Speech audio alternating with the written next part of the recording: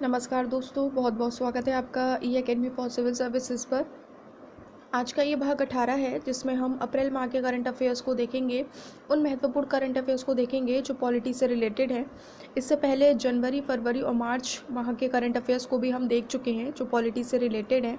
ठीक है, ऐसे ही अप्रैल तक का कंप्लीट करने के बाद फिर हम दिसंबर पर जाएंगे, दिसंबर 2019 का करेंगे, फिर नवंबर, अक्टूबर, ऐसे करके कम से कम 10 से 11 महीनों का करंट अफेयर्स हम कवर कर लेंगे, जिसके परिणाम स्वरूप आपके पास जो ट्रेडिशनल सिलेबस है उसके साथ ही करंट अफेयर्स को ऐड करते हुए एक बेहतर मटेरियल होगा जिसे आप परीक्षा से पहले रिवीजन के तौर पर ले सकते हैं। ठीक है, तो शुरू करते हैं आज का भाग 18 जिसमें हम अप्रैल माह के जो करंट अफेयर्स हैं, अप्रैल 2020 के जो करंट अफेयर्स हैं जो कि संवैधानिक और प्रशासनिक घटनाक्रम से संबंधित हैं, तो उनको हम देखेंगे। ठीक है, जो हमारा सबसे महत्वपूर्ण इसमें जो मुद्दा है वो है शत्रु संपत्ति का। देखिए, बहुत ज़्यादा न्यूज़ में रहा था, इसीलिए ये बहुत इंपॉर्टेंट भी हो जाता है।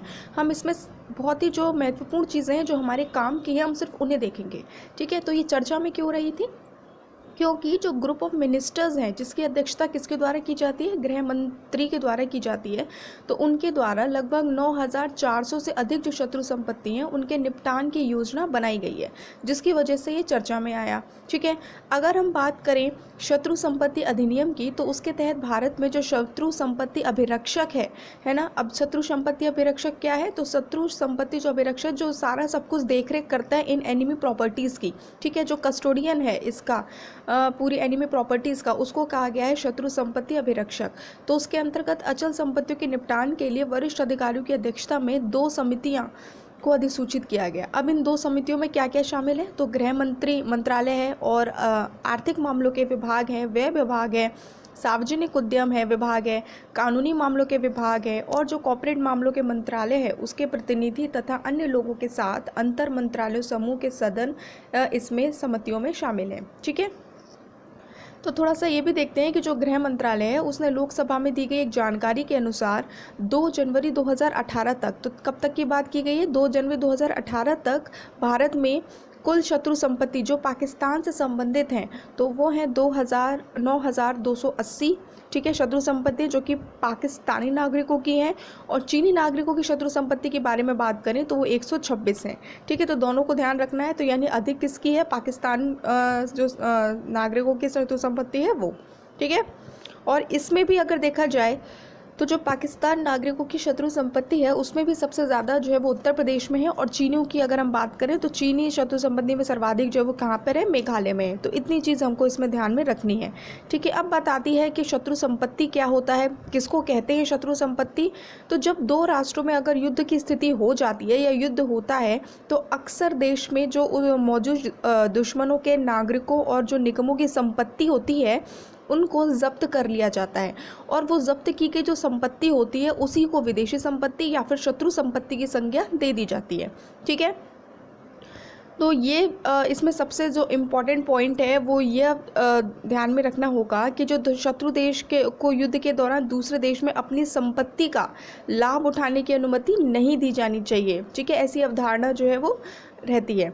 अगर हम बात करें कि 1962 में जब चीन में के साथ युद्ध हुआ है ना, और 65 और 71 में जब पाकिस्तान के साथ युद्ध हुआ, तो इसके दौरान केंद्र सरकार ने भारत रक्षा अधिनियम 1962 के तहत भारत में चीन और पाकिस्तान के नागरिकों की संपत्तियों को अपने कब्जे में ले लिया था। शत्रु संपत्तियों के प्रशासन की जिम्मेदारी किसकी है? तो हमने अभी ऊपर देखा था, तो ये किसकी है? ये शत्रु संपत्ति अभिरक्षक की जिम्मेदारी होती है। ठीक है, यानी CEPI यानी custodian of enemy property for India की जिम्मेदारी होती है। ठीक है, इसके बारे में थोड़ा देखते हैं क्या है ये शत्रु संपत्ति अभिरक्षक। तो भारत के लिए शत्रु संपत्ति अभिरक्षक के कार्यालय की स्थापना कब की गई थी? तो द्वितीय विश्व युद्ध के दौरान। ठीक है, जब्त की गई जो शत्रु संपत्ति है उसके निपटारे के लिए की गई थी 1939 में। ठीक है, वर्तमान में अगर देखें, पहले तो ये किसके अधीन थी? वाणिज्य मंत्रालय के अधीन आता था, लेकिन वर्तमान में ये किसके अधीन है? गृह मंत्रालय के अधीन है, और जो स्वतंत्रता सेनानी प्रभाग है उसके अधीनस्थ कार्यालय के रूप में कार्य करता है। ठीक है, और इसने कार्य करना कब शुरू किया था? तो 1968 में इसने कार्य करना शुरू कर दिया था। शत्रु संपत्ति अभिरक्षक शत्रु संपत्ति अधिनियम के तहत एक अर्ध न्यायिक प्राधिकरण है ना, अर्ध न्यायिक है ये, और सिविल प्रक्रिया न्यायालय 1908 के अंतर्गत एक सिविल कोर्ट भी है। तो अर्ध न्यायिक प्राधिकरण है और सिविल कोर्ट है। ठीक है, शत्रु संपत्ति के निपटारे के लिए क्या क्या कदम उठाए गए तो उनको हमें देखना होगा। तो अगर पाकिस्तान की बात करें तो पाकिस्तान सरकार ने 1971 में ही अपने देश में मौजूद सभी जो संपत्ति शत्रु संपत्तियाँ थी उनका निपटारा कर दिया था। भारत की बात करें तो 1917 में संसद ने शत्रु संपत्ति संशोधन और सत्यापन विधेयक 2016 पारित किया था। कब? 2017 में, जिसमें शत्रु संपत्ति अधिनियम 1968 और सार्वजनिक परिसर अधिनियम 1971 में संशोधन किया गया था। अब इन संशोधनों में क्या बात की गई कि यदि शत्रु संपत्ति अभिरक्षक के अधीन है तो यह शत्रु विषयक अथवा शत्रु फर्म का विचार किए बिना ही उसके अधीन रहेगी। उत्तराधिकार का कानून शत्रु संपत्ति पर लागू नहीं होगा। बहुत इंपॉर्टेंट है, ठीक है, क्योंकि ऐसे ही बीच बीच में से स्टेटमेंट बना के जो है वो पूरा प्रश्न बना दिया जाता है, और अगर हमें उस कोई भी विषय के बारे में, कोई भी टॉपिक के बारे में अच्छे से जानकारी नहीं है तो हम उस प्रश्न को टैकल नहीं कर पाते हैं, ठीक है। तो यहाँ अगर हम देख रहे हैं उस संशोधनों के अंतर्गत उत्तराधिकार का कानून शत्रु संपत्ति पर लागू नहीं होगा। अभिरक्षक को सौंपी गई किसी भी शत्रु अथवा शत्रु विषयक अथवा शत्रु फर्म की संपत्ति का हस्तांतरण भी नहीं किया जा सकता, ठीक है। साथ ही जो अभिरक्षक शत्रु संपत्ति तब तक सुरक्षा करेगा जब तक कि अधिनियम के प्रावधानों के अनुरूप इसका निपटारा नहीं हो जाता, तब तक, ठीक। अब देखते हैं कि इसकी आवश्यकता क्यों हुई, संशोधनों की क्या ऐसे आवश्यकता रही जिसकी वजह से संशोधन किया गया। तो इन संशोधनों का जो उद्देश्य है वो युद्ध के बाद है ना, युद्ध के बाद पाकिस्तान और चीन चले गए जो लोग हैं उनके द्वारा छोड़ी गई जो भी संपत्तियां हैं, है ना, जिनको हमने क्या विदेशी संपत्ति या फिर जो शत्रु संपत्ति उसकी संज्ञा दी है, तो उन संपत्तियों के हस्तांतरण दावों का संरक्षण प्रदान करना है। इसकी वजह से ये संशोधन किया गया, और शत्रु संपत्ति को लेकर किसी भी कानून उत्तराधिकारी के इनकार करने से संबंधित जो न्यायालय है उसके फैसले को संशोधन के माध्यम से नकारा गया है, ठीक है। तो ये सारी चीज़ें हैं जो थोड़ा सा हमें देखनी है, और इसके संशोधन जो है वो इस दृष्टि से आवश्यक हो जाता है। तो ये हमारा पहला जो न्यूज़ है वो कंप्लीट होती है अप्रैल माह की, और वो थी शत्रु संपत्ति के संदर्भ में। दूसरी न्यूज़ जो महत्वपूर्ण न्यूज़ आती है वो आती है ग्राम न्यायालय की। बहुत ज़्यादा चर्चा में ये भी रहा था क्योंकि हमने देखा कि हम बहुत ही महत्वपूर्ण जो चीज़ें सिर्फ उनको ही देख रहे हैं जहाँ से ज़्यादा प्रश्न बनने की जो है वो संभावना है, ठीक है। तो दूसरी न्यूज़ हमारी रहेगी वो है ग्राम न्यायालय की। अब ये चर्चा में क्यों रहा, क्योंकि सुप्रीम कोर्ट ने कई राज्यों और जो यूनियन टेरिटरीज़ हैं यानी जो केंद्र शासित प्रदेश हैं उन पर ग्राम न्यायालयों की स्थापना न करने के कारण जुर्माना लगा दिया है, ठीक है। अब उन राज्यों में कौन कौन है जिन पर कार्यवाही न करने वाले राज्यों में असम है, चंडीगढ़ है, गुजरात है, हरियाणा, ओडिशा, पंजाब, तेलंगाना, पश्चिम बंगाल राज्य सरकारों पर सर्वोच्च न्यायालय ने कितने रुपए का जुर्माना लगा दिया है, तो 1-1 लाख करोड़ रुपए का जुर्माना लगा दिया है, क्योंकि यहाँ पर ग्राम न्यायालयों की स्थापना न करने के कार्यवाही की गई है। क्योंकि हमें पता है कि जो ग्राम न्यायालय हैं वो ग्रामीण क्षेत्रों में जो न्यायिक व्यवस्था है, जो सामाजिक आर्थिक जो स्थितियां हैं उनको एकत्रित करने में लोगों को न्याय की तख्ते तक पहुंचाने के लिए महत्वपूर्ण भूमिका निभाते हैं ग्राम न्यायालय। और ऐसी स्थिति में जब ये ग्राम न्यायालय की संख्या उतनी नहीं होगी तो कहीं ना कहीं जो न्याय है वो भी लोगों तक नहीं पहुंच पाएगा, क्योंकि हम देखते हैं कि हमारे यहाँ जो ग्रामीण जनसंख्या है उसकी तादाद ज़्यादा है शहरी जनसंख्या के मुकाबले। तो जब ग्रामीण जनसंख्या ज़्यादा है तो ग्राम न्यायालय भी जो है वो ज़्यादा होने चाहिए, जबकि अगर हम राज्यों की बात करें तो यह एक उदासीन रवैया अपनाते हैं इस संदर्भ में, और उसी की वजह से ये मामला दोबारा चर्चा में आया ग्राम न्यायालय का, क्योंकि सर्वोच्च न्यायालय ने कहा कि जितनी संख्या आवश्यक है ग्राम न्यायालयों की राज्यों में, है ना, एक राज्य में जितनी संख्या आवश्यक है उस संख्या को भी जो है ये पार नहीं कर पा रहे हैं, उस संख्या को भी पूरा नहीं कर पा रहे हैं, उस न्यूनतम संख्या को भी पूरा नहीं कर पा रहे, जिसकी वजह से 1-1 लाख करोड़ रुपए का जो जुर्माना है, लाख रुपए का जो जुर्माना है वो लगा दिया गया सर्वोच्च न्यायालय के द्वारा, ठीक है। आगे देखते हैं जो ये PIL दायर की गई है, जो याचिका जारी करने के समय जो केवल कितने 208 ग्राम न्यायालय कार्य कर रहे थे, जबकि 12वीं पंचवर्षीय योजना के मुताबिक अगर देखें तो पूरे देश में कितने ग्राम न्यायालयों की आवश्यकता थी, 2500 ग्राम न्यायालयों की आवश्यकता थी, जबकि 208 ग्राम न्यायालय कार्य कर रहे थे। तो देखिए कितना मेजर डिफरेंस है, ठीक है। अब तक केवल 11 राज्यों ने ही ग्राम न्यायालयों के संदर्भ में आवश्यक कदम उठाए हैं, है ना। ग्राम न्यायालयों का उद्देश्य क्या होता है तो हम देख चुके हैं, ग्राम न्यायालयों का उद्देश्य एक बार फिर से देख लेते हैं।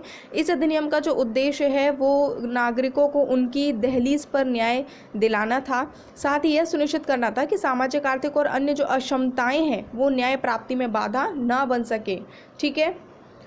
नेक्स्ट देखते हैं ग्राम न्यायालय के बारे में। तो विधि और न्याय मंत्रालय ने न्याय प्रणाली को आम जनमानस के निकट ले जाने के लिए संविधान के अनुच्छेद 39 के सब क्लॉज ए में अनुरूप ग्राम न्यायालय के अधिनियम 2008 संसद में पारित किया था। ठीक है, क्या? ग्राम न्यायालय अधिनियम 2008 जो है वो संसद में पारित किया था, और इसके तहत 2 अक्टूबर 2009 में से कुछ राज्यों में ग्राम न्यायालयों ने कार्य करना भी शुरू कर दिया था।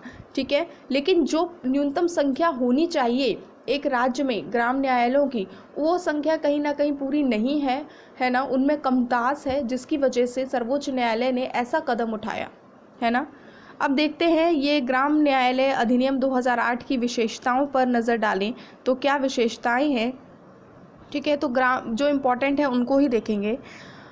तो ग्राम न्यायालय प्रथम श्रेणी के न्यायिक मजिस्ट्रेट की अदालत होगी। ठीक है, तो प्रथम श्रेणी के जो न्यायिक मजिस्ट्रेट हैं उनकी अदालत होगी, और इसके पीठासीन अधिकारी जो होंगे वो उच्च न्यायालय के परामर्श से राज्य सरकार के द्वारा नियुक्त किए जाएंगे, क्योंकि ये ग्राम न्यायालय जो है वो राज्य में स्थापित किए जाएंगे, इसीलिए ये राज्य सरकार के अंतर्गत होंगे, और इनके जो उच्च न्यायालय के जो पीठासीन अधिकारी होंगे वो उच्च न्यायालय के परामर्श से राज्य सरकार के द्वारा नियुक्त किए जाएंगे।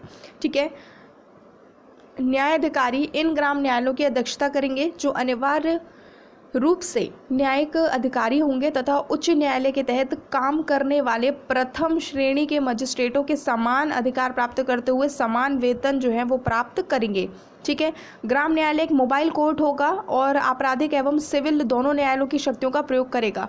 मोबाइल कोर्ट की अवधारणा जो थी वो एपीजे अब्दुल कलाम जी के द्वारा लाई गई थी, सर एपीजे अब्दुल कलाम जी के द्वारा लाई गई थी, ताकि जो समावेशी न्याय है वो उसका उत्थान हो सके, उसका विकास हो सके, लोगों तक जो न्यायिक प्रणाली है उसकी पहुंच हो सके। ठीक है, ताकि कोई भी जो परिवार है या कोई भी जो व्यक्ति है वो न्याय से अछूता ना रहे।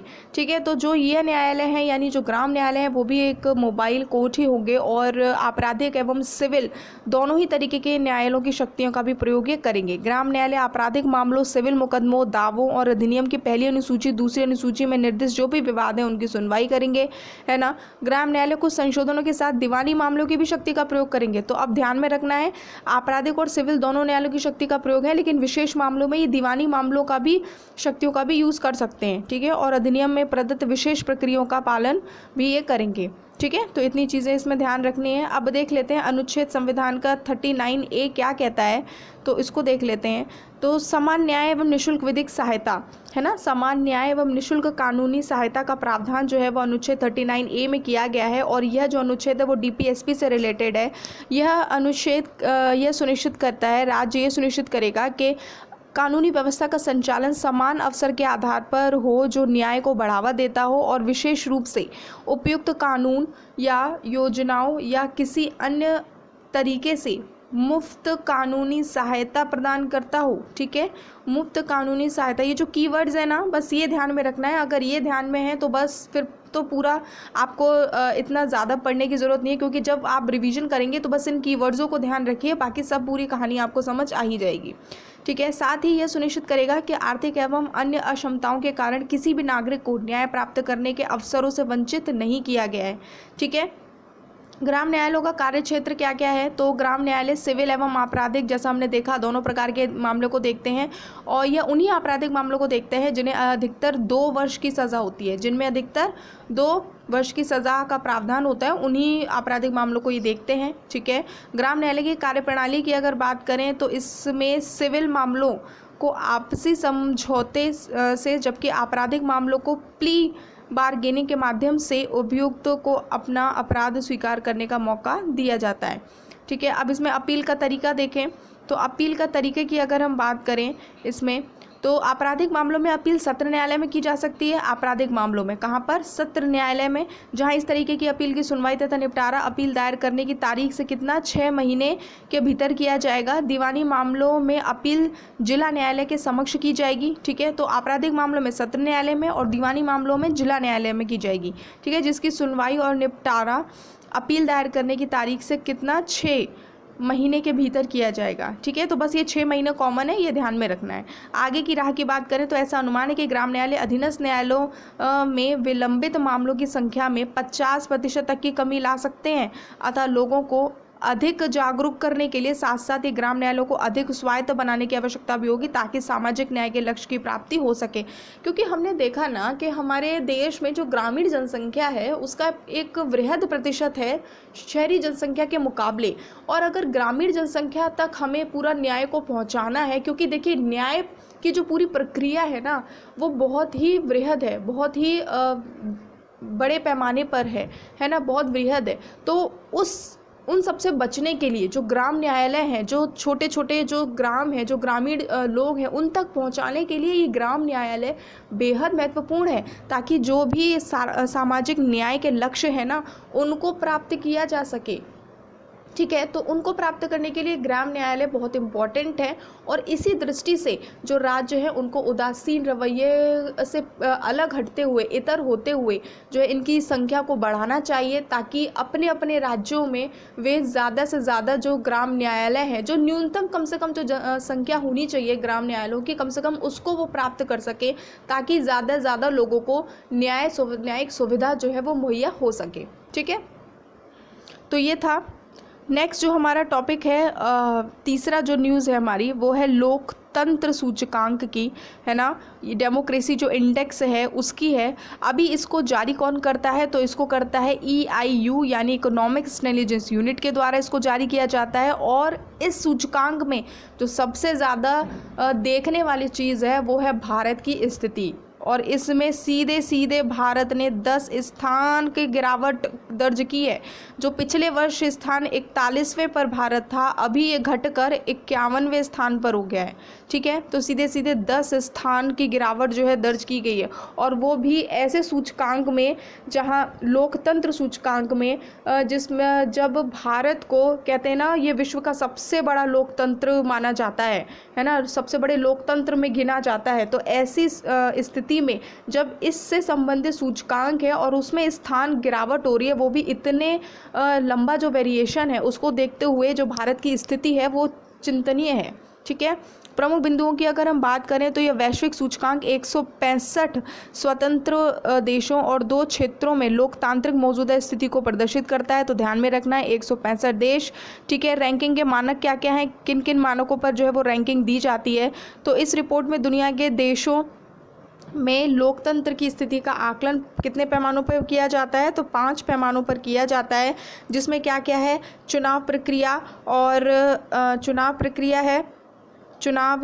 है और क्या आएगा इसमें, चुनाव प्रक्रिया और बहुलतावाद है। ठीक है, सरकार की कार्यशैली है, राजनीतिक भागीदारी है और राजनीतिक संस्कृति है। ठीक है, और नागरिक आज़ादी है। तो ये सारी चीज़ें जो हैं वो इसके 5 जो है वो पैमाने हैं जिनके आधार पर ये पूरा जो सूचकांक है, जो पूरी जो रैंकिंग है वो दी जाती है। और यह सूचकांक जो है वो 1 से 10 अंकों पर, ठीक है, 1 से 10 अंकों के पैमाने के आधार पर इसमें रैंक जो है वो तय की जाती है। तो 5 पैमाने हैं और अंक कितने हैं, 1 से 10 अंक के पैमाने के आधार पर ये रैंक पूरी जारी की जाती है। ठीक है, इस सूचकांक के बारे में अगर थोड़ा सा और देखें तो हम देखेंगे कि ये पूरा जो 165 देश और 2 क्षेत्र हैं उनको शासन व्यवस्था के आधार पर 4 वर्गों में रखा जाता है। ठीक है ना, इन देशों को पूरा 4 वर्गों में रखा जाता है, जिसमें पूर्ण लोकतंत्र यानी फुल डेमोक्रेसी है, दोषपूर्ण लोकतंत्र यानी फ्लॉड डेमोक्रेसी है, हाइब्रिड शासन है ना, और सत्तावादी शासन यानी ऑथोरिटेरियन रिजाइम है। तो भारत को इसमें किस में रखा गया है, तो भारत को इसमें फ्लॉड डेमोक्रेसी में रखा गया है, यानी दोषपूर्ण लोकतंत्र में रखा गया है। इस सूचकांक में नॉर्वे, आइसलैंड और स्वीडन क्रमशः जो है वो प्रथम, द्वितीय और तृतीय स्थान पर रहे हैं। इस सूचकांक में नॉर्थ कोरिया को 1.01 अंकों के साथ सबसे अंतिम स्थान पर जगह दी गई है। ठीक है, 2018 में इस सूचकांक की तुलना में 68 देशों का स्कोर कम हुआ है और 65 देशों ने स्कोर में बढ़त हासिल की है। ठीक है, भारत की स्थिति सूचकांक में देखते हैं तो इस रिपोर्ट में 167 देशों की सूची में भारत का हम देख चुके हैं 51वां स्थान है, जो पहले 41वां था अभी 51वां हो गया, सीधी से 10 स्थानों की गिरावट है ना। लेकिन एशिया और ऑस्ट्रेलियाई समूह में भारत को 8वां स्थान मिला है। तो एशिया की बात करें और जो ऑस्ट्रेलेशिया समूह है पूरा, उसकी बात करें तो उसमें तो भारत का 8वां स्थान है, लेकिन ओवरऑल देखें तो 51वें स्थान पर है। इस सूचकांक में भारत को दोषपूर्ण लोकतंत्र की श्रेणी में रखा गया है, यानी जो सेकेंड वर्ग है इसका फ्लॉड डेमोक्रेसी, उसमें भारत को उसमें रखा गया है। अब कारण क्या है भारत की ये पूरी जो है रैंकिंग है उसमें गिरावट का। तो सबसे पहला जो इम्पोर्टेंट कारण है वो है असम में जो एनआरसी है उसको लागू करने के लिए, क्योंकि काफ़ी ज़्यादा जो है वो विरोध किया गया था भारत का इस अंदर में विश्व पटल पर। और हालांकि भारत में भी काफ़ी जगह जो है वो काफ़ी विवादित रहा था ये मामला इसकी वजह से। और दूसरा जो है वो इस रिपोर्ट में 370 और 35A दोनों को निरस्त करने की चर्चा की गई थी। इस रिपोर्ट में भारत सरकार के द्वारा जो जम्मू कश्मीर में बड़ी संख्या में सैनिकों की तैनाती है, विभिन्न जो सुरक्षा उपायों को लागू करना और स्थानीय नेताओं को घरों में नज़रबंद रखना आदि भी चर्चा का विषय रहे थे। इन सब के कारण जो है वो इस रैंकिंग में गिरावट आई है, ठीक है। क्योंकि हमने देखा जब 370 और 35 से चर्चा में आए थे तो कहीं ना कहीं जो नेट वगैरह है वो सारी चीज़ें बंद कर दी गई थी, नज़रबंद कर दिया गया था जो स्थानीय नेता थे उनको, है ना। काफ़ी समय तक ये सारी चीज़ें रखी गई थी ताकि जो व्यवस्था वगैरह है वो ठीक से बनी रहे। तो इन सब जो गतिविधियां हैं उन्होंने काफ़ी प्रभाव डाला इस इंडेक्स पर और भारत की जो रैंकिंग है उसे 41 से 51वें स्थान पर पहुंचा दिया, ठीक है। तो ये रहा आपका एक लोकतंत्र सूचकांक। अब जो नेक्स्ट न्यूज़ आती है वो ई गवर्नेंस पर 23वां राष्ट्रीय सम्मेलन है उससे संदर्भ में है, क्योंकि ये गवर्नेंस से रिलेटेड है इसीलिए बहुत इंपॉर्टेंट हो जाता है। कौन सा सम्मेलन है ये? फरवरी 2020 में हुआ। कहाँ पर हुआ? मुंबई में हुआ, ठीक है। फरवरी 2020 में हुआ कहाँ पर? मुंबई में हुआ। और ये कौन सा वा संस्करण था इसका? तो 23वां राष्ट्रीय सम्मेलन था ये इसका, ठीक है। इस सम्मेलन में डिजिटल तकनीक के उपयोग से शासन में परिवर्तन, अवसर एवं चुनौती विषय पर विचार विमर्श का आयोजन भी इसमें किया गया। भारत 2020 डिजिटल परिवर्तन की व्यापक थीम के साथ सम्मेलन में निम्नलिखित 6 उपविषयों पर चर्चा हुई। तो इसकी जो थीम थी वो थी भारत 2020 डिजिटल ट्रांसफॉर्मेशन, ठीक है। 6 उपविषयों पर इस पर चर्चा हुई। कौन कौन से? एक तो डिजिटल प्लेटफॉर्म और डिजिटल अर्थव्यवस्था, सेवा वितरण में सुधार, डिजिटल सेवाओं के प्रति विश्वास निर्माण, पारदर्शिता, सुरक्षा और गोपनीयता, डिजिटल भुगतान और फिनटेक, राष्ट्रीय ई गवर्नेंस, सेवा वितरण आकलन, डिजिटल सेवा मानक और स्किलिंग और क्षमता निर्माण। तो ये 6 उपविषय जिन पर चर्चा की गई इसमें, ठीक है। ई गवर्नेंस पर 23वें राष्ट्रीय सम्मेलन में मुंबई घोषणा के माध्यम से भी वर्ष 2019 में जो शिलोंग घोषणा था उसमें उल्लेखित ई गवर्नेंस के रोड मैप को आगे ले जाने का लक्ष्य निर्धारित किया गया, ठीक है। तो 2019 में शिलोंग घोषणा आया था। इस संदर्भ में अभी जो 23वां संस्करण जो हुआ है उसमें मुंबई घोषणा आया, क्योंकि ये मुंबई में हुआ और इससे पहले शिलोंग में हुआ था, इसकी वजह से, ठीक है। इसमें जो विशेष रूप से स्वास्थ्य है, कृषि है, शिक्षा और भूमि में डिजिटल प्लेटफॉर्म का उपयोग करके सार्वजनिक जो सेवा वितरण है उसमें सुधार, कृत्रिम बुद्धिमत्ता, ब्लॉकचेन और मशीन लर्निंग जैसी जो उभरती प्रौद्योगिकी हैं उनका उपयोग करके सफल ई गवर्नेंस जो समाधान है उनका प्रयास करना शामिल है। क्योंकि हम बात ई गवर्नेंस की कर रहे हैं, हम डिजिटल जो प्रौद्योगिकी जो टेक्नोलॉजी है उसको सपोर्ट करने की, उसको बढ़ावा करने की, उसका ज़्यादा प्रयोग करने की बात कर रहे हैं। तो जाहिर सी बात है जब इन सब विषयों की बात आती है तो कहीं ना कहीं जो आर्टिफिशियल इंटेलिजेंस है ना, जो मशीन लर्निंग है, ब्लॉकचेन है, ये सब स्वतः ही जो है वो दिमाग में आ जाते हैं। और जो इंडस्ट्री 4.0 है, ये सारी चीज़ें जो हैं वो कहीं ना कहीं इसमें सम्मिलित हो जाती हैं। और यह सभी सम्मिलित होकर कृषि हो गया, स्वास्थ्य हो गया, शिक्षा हो गया, है ना, इन सब में बहुत महत्वपूर्ण योगदान निभाती हैं और यह देश के विकास के लिए भी ज़रूरी हो जाती हैं। तो इसीलिए इस लिहाज से ये जो ई गवर्नेंस है उस पर ये इम्पॉर्टेंट हो जाता है 23वां संस्करण, ठीक है। तो बस ये ध्यान रखना है कि फरवरी में हुआ था, है ना, और मुंबई में हुआ, मुंबई घोषणा पत्र भी लाया गया था। थीम याद रखनी है इंडिया 2020 डिजिटल ट्रांसफॉर्मेशन। 6 उपविषयों पर चर्चा की गई थी। इसमें ज़्यादा जो फोकस किया गया है मुंबई घोषणा में उसमें क्या है, जो डिजिटलाइजेशन है ना, जो आर्टिफिशियल इंटेलिजेंस जैसी जो चीज़ें हैं, जो टेक्नोलॉजी है उसको सपोर्ट करने की बात की गई है, ठीक है। तो इस तरीके से जो ई गवर्नेंस है उसका 23वां राष्ट्रीय सम्मेलन कहाँ पर हुआ? मुंबई में, फरवरी 2020 में, ठीक है। तो ये था हमारा अप्रैल माह का जो महत्वपूर्ण सबसे ज़्यादा जो मोस्ट इम्पॉर्टेंट करंट अफेयर्स हैं गवर्नेंस से या फिर जो प्रशासन है, एडमिनिस्ट्रेशन है, उससे रिलेटेड, है ना। ज़्यादा जो महत्वपूर्ण चीज़ें हमने उनको ही इसमें रखा है, क्योंकि हमने पहले भी कहा था कि ज़रूरी ये है कि हमें डिफरेंस पता होना चाहिए कि क्या हमें छोड़ना है और क्या पढ़ना है, ठीक है। तो उसी पूरे कॉन्सेप्ट को लेते हुए हमने जो मोस्ट इम्पॉर्टेंट करंट अफेयर्स है उसको शामिल किया, क्योंकि जब हम भले कुछ ही इम्पॉर्टेंट टॉपिक को पढ़ रहे हैं लेकिन हम उन टॉपिकों को बहुत विस्तार से देखते हैं ताकि जो जानकारियाँ हैं वो बिल्कुल छूटे ना और सारी चीज़ें सम्मिलित रूप से पूरी हो सकें। ठीक है। तो इस लिहाज से ये जो करंट अफेयर्स हैं वो बहुत इम्पॉर्टेंट हो रहे हैं, हो जाते हैं परीक्षा की दृष्टि से, है ना। खासकर जो स्टेट पीसीएस और यूपीएससी की परीक्षाएं हैं उनके लिए बहुत इंपॉर्टेंट हो जाते हैं, क्योंकि हम देख रहे हैं कि विषयों से जो प्रश्न आते हैं वो पारंपरिक सिलेबस से तो आते ही हैं, लेकिन जो ज़्यादा प्रश्न अब बन रहे हैं वो बहुत डायनेमिकली बन रहे हैं, वो करंट अफेयर से लिंक करके प्रश्न पूछे जा रहे हैं, है ना। तो हमें सारी जानकारी विस्तृत रूप से होनी चाहिए, और जो महत्वपूर्ण टॉपिक है उनको तो हम कवर कर ही रहे हैं, ठीक है। तो इस तरीके से अप्रैल माह तक का, जनवरी से अप्रैल 2020 तक के माह का पूरा करंट अफेयर्स हम कर चुके हैं, जो पॉलिटी के पार्ट से संबंधित है, जो राज्य व्यवस्था से संबंधित है। अब हम दिसंबर 2019 से पीछे जाते हुए चलेंगे, और इस तरीके से पूरे 10 से 11 महीने का करंट अफेयर्स आपके समक्ष रहेगा, ठीक है। तो आई होप आज का सेशन आपको पसंद आया होगा, और अगर अच्छा लगा है तो ज़्यादा लाइक शेयर कीजिए, और अगर आप हमारे चैनल पहली बार विजिट कर रहे हैं तो चैनल को सब्सक्राइब करना ना भूलिए, प्लीज़ कमेंट किया कीजिए। और अगर होपफुली अगर आपको वीडियोस अच्छी लग रही है तो प्लीज़ लाइक और शेयर भी किया कीजिए, क्योंकि यही हमारे मोटिवेशन का माध्यम है। इन्हीं सारी गतिविधियों से हम मोटिवेट होते हैं और आगे अच्छा कंटेंट और ज़्यादा अच्छे से प्रयास करने के लिए प्रेरित होते हैं, ठीक है। बाकी का आप अच्छे से पढ़ते रहिए और स्वस्थ रहिए, व्यस्त रहिए, मस्त रहिए। बहुत बहुत धन्यवाद।